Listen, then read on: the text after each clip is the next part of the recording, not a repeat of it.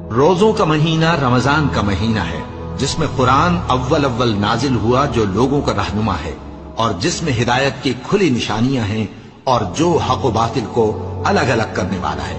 تو جو کوئی تم میں سے اس مہینے میں موجود ہو چاہیے کہ پورے مہینے کے روزے رکھے، اور جو بیمار ہو یا سفر میں ہو تو دوسرے دنوں میں روزے رکھ کر ان کا شمار پورا کر لے۔ اللہ تمہارے حق میں آسانی چاہتا ہے اور سختی نہیں چاہتا، اور یہ آسانی کا حکم اس لیے دیا گیا ہے کہ تم روزوں کا شمار پورا کر لو، اور اس احسان کے بدلے کہ اللہ نے تم کو ہدایت بخشی ہے تم اس کو بزرگی سے یاد کرو اور اس کا شکر کرو۔